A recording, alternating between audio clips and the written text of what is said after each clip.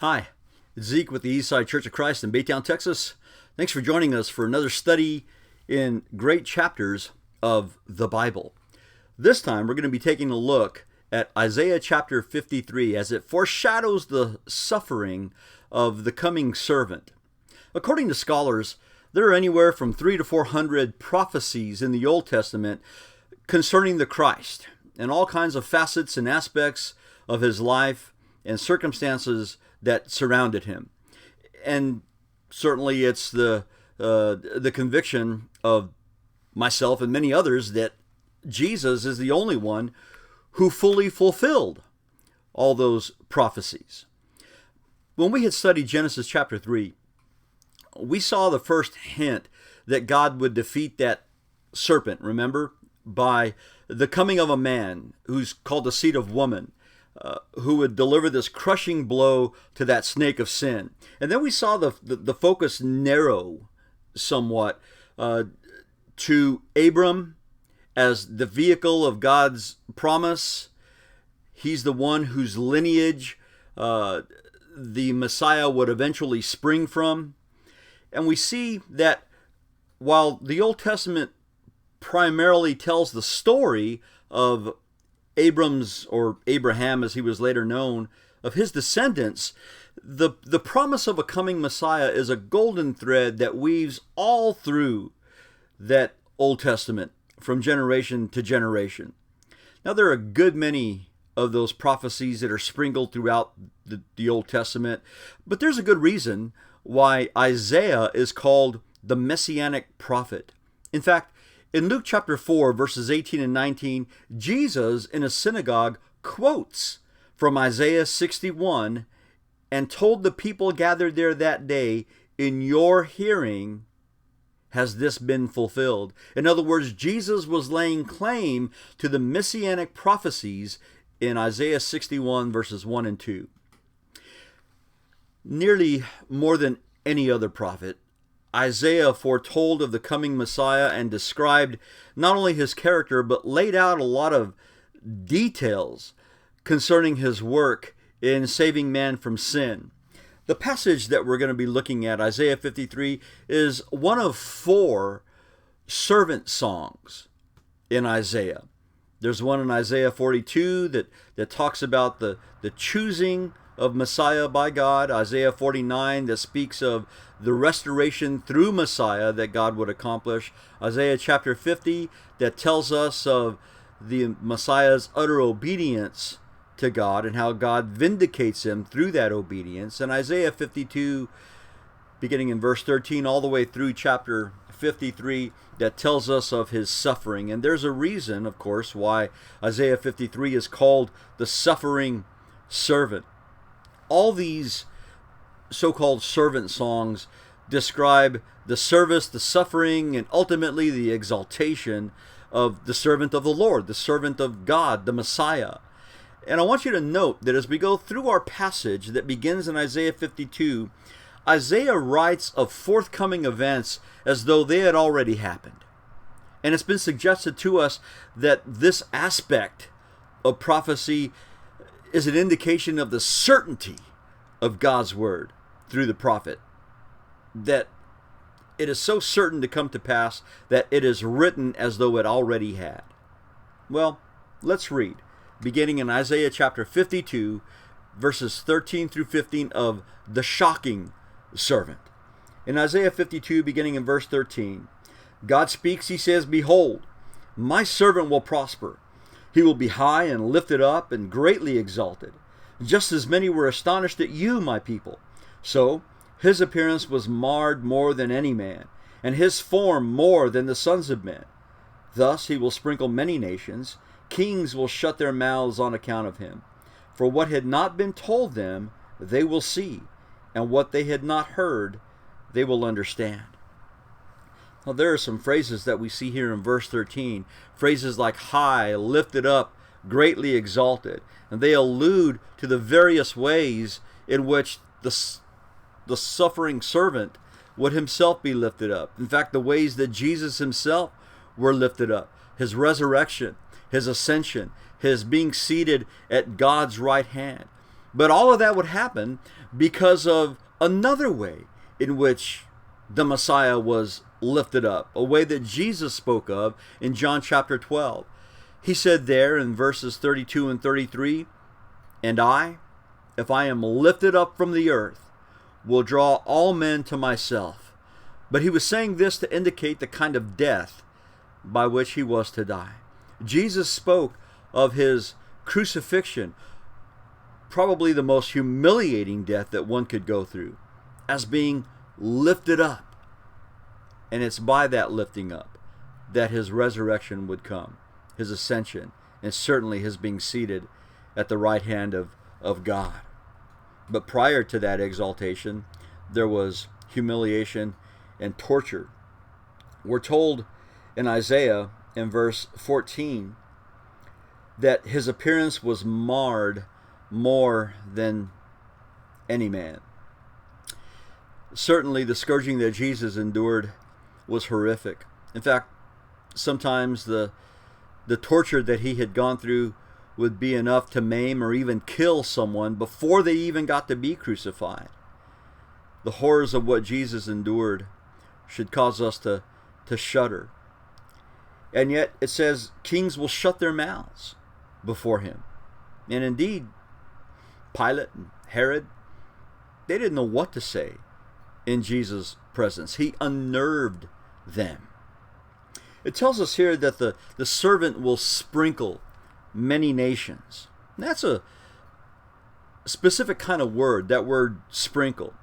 It's most often associated with the work of the priests in the altar sacrifices. One verse to show you will suffice. Leviticus 4 verse 17 says, "The priest shall dip his finger in the blood and sprinkle it 7 times before Yahweh in front of the veil." And this word sprinkle is used throughout the rituals that the priest would participate in order to cleanse the people. So in spite of his shocking appearance that we just read about, this servant will please God, astonish people, and provide the most important thing for kings and nations, namely their cleansing from sin. Notice how Isaiah goes on to describe a sorrowing servant. In Isaiah 53, in the first few verses there, he asks, "Who has believed our message? And to whom has the arm of Yahweh been revealed? For he grew up before him like a tender shoot, and like a root out of parched ground. He has no stately form or majesty that we should look upon him, nor appearance that we should be attracted to him. He was despised and forsaken of men, a man of sorrows and acquainted with grief, and like one from whom men hide their face. He was despised, and we did not esteem him." The Messiah would not come with the pomp and the pageantry that a lot of people suspected that he would. And because of that, few would immediately believe in him and the message that he brought. And that's certainly what happened with Jesus. John chapter 1 and verses 10 and 11 say that he was in the world, and the world was made through him, and the world did not know him. He came to his own, and those who were his own did not receive him. Instead of a hard-charging, conquering warrior, it tells us that this sorrowing servant would grow up before God as a tender shoot, like a root, verse 2, out of parched ground. Instead of asserting nobility and arrogance, he would come from poverty and humility as from parched ground. And this is language that Isaiah has used certainly before to speak of one whom God was looking forward to bringing. In Isaiah chapter 1 and verses 1 and Isaiah 11 and verses 1 and 10, it tells us that a shoot will spring from the stem of Jesse. Jesse was David's father, so the Messiah would come from David's lineage. And a branch from his roots will bear fruit. Then in that day the nations will resort to the root of Jesse. Now, it tells us here in Isaiah 53 that there wasn't anything necessarily attractive about the Messiah, about this sorrowing servant. In fact, Isaiah says that he has no stately form or majesty that we should look upon him, nor appearance that we should be attracted to him. Now, earlier in Israel's history, King Saul, their first king, had this physical stature that attracted people to him and made them want him to be their king. David, Israel's arguably greatest king, is described as being ruddy with beautiful eyes and a handsome appearance. But these attractive external signs were not something that people could identify in this servant. In fact, verse 3 tells us that he was despised and forsaken of men, and that word again is used at the last sentence in this verse. He was despised, and we did not esteem him. It describes how contemptible he would be in the eyes of some, and so they would reject him. He would be a man of sorrows, verse 3 says, acquainted with grief. And certainly Jesus was that. There was opposition and adversity that he went through every day. And he was a man that was well acquainted with the sorrows that were inflicted upon him by sheer inhumanity of other men. But also, he would give himself to the pain, the suffering, the sorrows, and the rejection of others. Notice how in verses 4 through 6, Isaiah speaks of a smitten servant. Surely our griefs he himself bore, and our sorrows he carried, yet we ourselves esteemed him stricken, smitten of God, and afflicted. But he was pierced through for our transgressions, he was crushed for our iniquities. The chastening for our well-being fell upon him, and by his scourging we are healed. All of us like sheep have gone astray. Each of us has turned to his own way, but Yahweh has caused the iniquity of us all to fall on him. Look first at the very first word. I've got the New American Standard, and it translates the very first word of this, of verse 4 as surely. Now, there are some translations that translate it as but, B-U-T. Now, if it's but, it certainly lends itself towards the highlighting the contrasts that we find in these verses that we'll talk about in just a moment. But if it's surely, which it could also be translated, then it makes the passage emphatic about his work, about what he would do in spite of the fact that those in the passage couldn't do it on their own. It includes people's misunderstanding of the Messiah's mission. That though he would come on people's behalf, he was misunderstood, misconstrued. They had misconceptions about him, and they considered him as actually being punished by God. Instead of being sent by God, they figured that he was smitten, that God was the one who was punishing him. And the emphasis in verses 4 through 6 on the plural pronouns, our griefs, he bore. Our sorrows he carried, our transgressions he was pierced for our iniquities he was crushed, and the iniquity of us all would fall on him. He didn't die because of anything that he had done, but because of what we had done. All of us, like sheep, we're told, have gone astray. Each of us has turned to his own way. Notice what he undergoes. Piercing, crushing, scourging we spoke about before, all describing intense physical punishment. But notice that it was our chastisement. In verse 5 it says, the chastening for our well-being fell upon him. We deserved that chastening. And yet, as a suitable sacrifice, he comes and he takes it upon himself to receive it all. Punishment that we deserved, he took upon himself. I want you to notice something there, though. Verse 6, the second part of that says that Yahweh caused the iniquity of us all to fall on him. Now, some take that to mean that somehow Jesus took on our sin, or that he was made guilty of our sin on the cross. I want you to notice that the way the prophet speaks is in a figure of speech. A figure of speech called metonymy, where one thing is put for another. And in this case, the iniquity of us all is put for the sacrifice of that iniquity. In other words, it's the sacrifice for sin that Jesus became for us all. And it's the same kind of language that's used in the New Testament in 2 Corinthians 5 and in verse 21, where Paul says, He made him who knew no sin to be sin on our behalf, so that we might become the righteousness of God in him.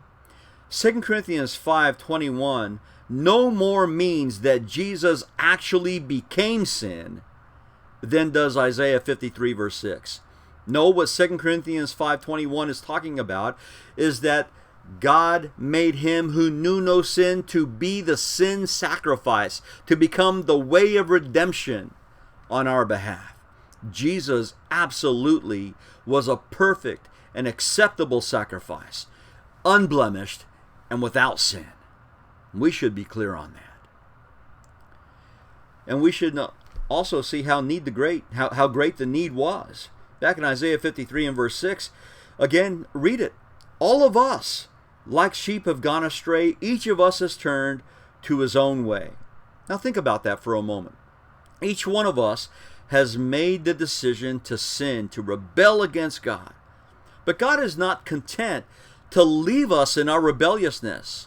Instead, He sent someone to undergo smiting for us. Through His one sacrifice would come the forgiveness and the remission of all of our sins. Back in Isaiah chapter 53, I want you to see how he describes next the silent servant. In verse 7, it tells us that he was oppressed and he was afflicted. Yet he did not open his mouth. Like a lamb that is led to slaughter, and like a sheep that is silent before its shearers, so he did not open his mouth. By oppression and judgment he was taken away. And as for his generation, who considered that he was cut off out of the land of the living for the transgression of my people, to whom the stroke was due? His grave was assigned with wicked men, yet he was with a rich man in his death, because he had done no violence, nor was there any deceit in his mouth. Now, one thing that we need to see right off the bat here is that the servant's atoning death would be voluntarily. And because it was voluntary, he would do nothing to resist. He presented himself to his executioners as a willing sacrificial lamb. And this information is not totally new to us in Isaiah. In Isaiah 50, in another one of those servant songs, in verses 5 and 6, Isaiah writes that the Lord Yahweh has opened my ear. The servant is speaking here. And I was not disobedient, nor did I turn back. I gave my back to those who strike me, and my cheeks to those who pluck out the beard. I did not cover my face from humiliation and spitting. The servant indicates that he wouldn't fight his accusers to defend himself. Instead, he would willingly humble himself by submitting to those cruel acts against him. And of course, literally, this is fulfilled in Jesus, the silence and the willing humility of this one before those who were accusing him. He was silent before the Sanhedrin in Matthew chapter 26, before Pilate in Matthew 27, before Herod in Luke chapter 23 and in verse 9. In fact, in Acts chapter 8, when a fellow named Philip meets up with an Ethiopian who is reading from the scroll of Isaiah, this very passage that we just read is the passage where the Ethiopian was reading from, and he asks Philip, "Tell me, who is the prophet speaking of himself or of another man?" And it tells us that from this passage, from Isaiah 53, 7 through 9, Philip opened his mouth and preached Jesus to him. And this kind of attitude of being willingly humble is the kind of attitude that Peter commends to Christians using Jesus as the ultimate example. In 1 Peter chapter 2 and verses 21 through 23, Peter says, "You have been called for this purpose, since Christ also suffered for you, leaving you an example for you to follow in his steps, who committed no sin, nor was any deceit found in his mouth. And while being reviled, he did not revile in return, and while suffering, he uttered no threats, but kept entrusting himself to him who judges righteously." When Peter says that Jesus committed no sin in verse 22, nor was any deceit found in his mouth, those words are lifted directly from Isaiah 53, verse 9. And Peter says, Jesus suffered in silence, and that's what his followers ought to remember to do as well. Back in Isaiah 53, verse 9 tells us that his grave was assigned with wicked men.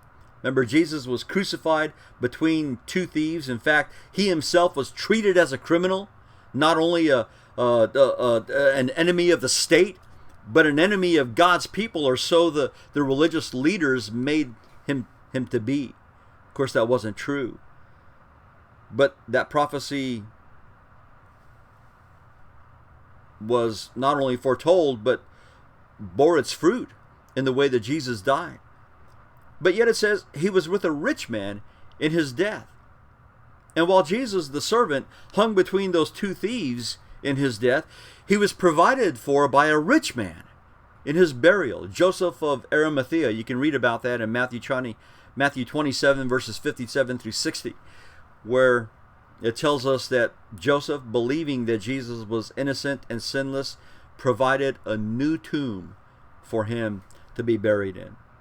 Finally, in Isaiah 53, notice how he next describes the suffering servant as the satisfied servant. In verse 10, he writes, "But Yahweh was pleased to crush him, putting him to grief. If he would render himself as a guilt offering, he will see his offspring. He will prolong his days, and the good pleasure of Yahweh will prosper in his hand. As a result of the anguish of his soul, he will see it and be satisfied. By his knowledge, the righteous one, my servant, will justify the many, as he will bear their iniquities. Therefore, I will allot him a portion with the great, and he will divide the booty with the strong, because he poured out himself to death, and he was numbered with the transgressors. Yet he himself bore the sin of many, and interceded for the transgressors."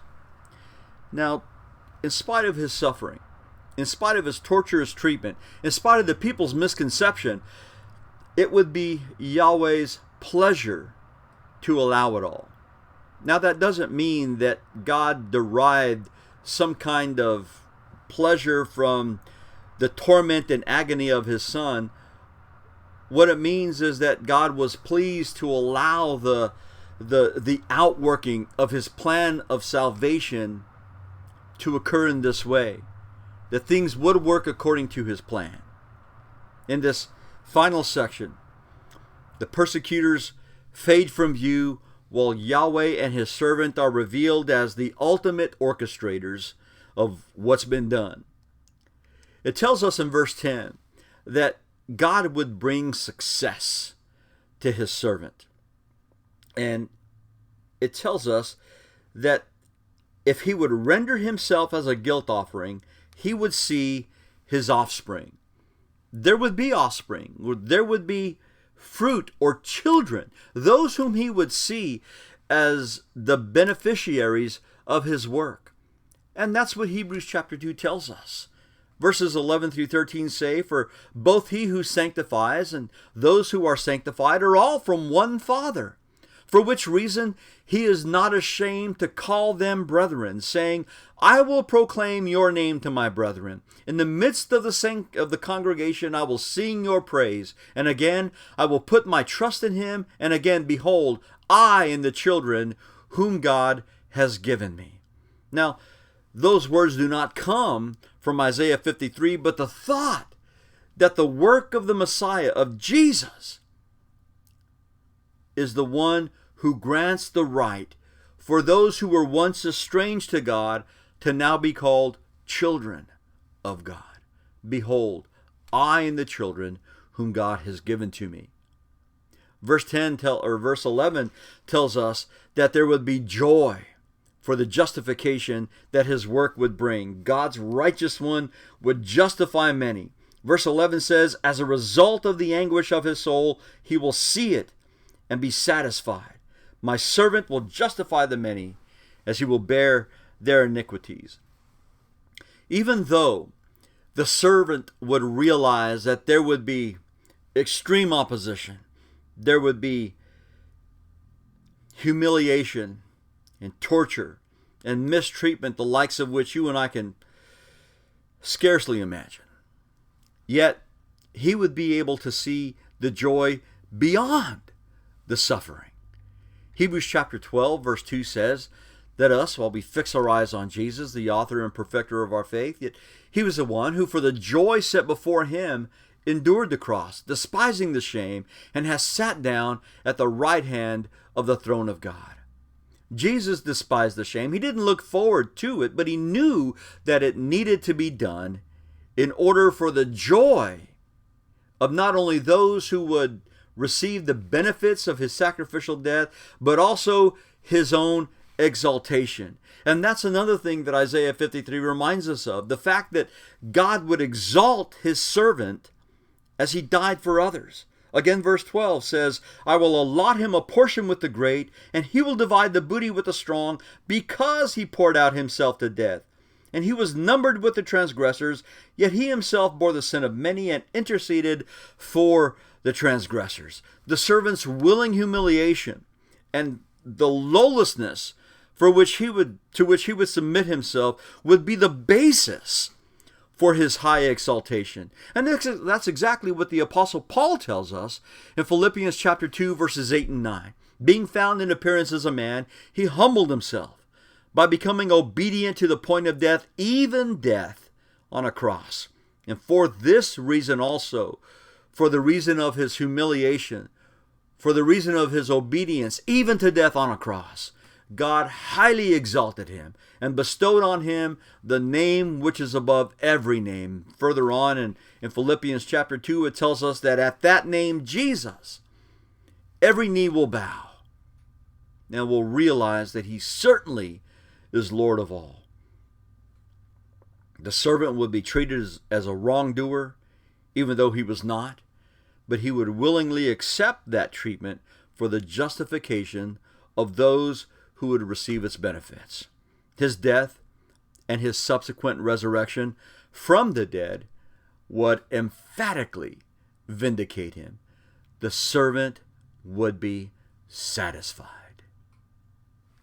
This passage describes to us the Messiah, the mission, the results of it, and the way by the fulfillment of these prophecies to verify the credibility of Jesus.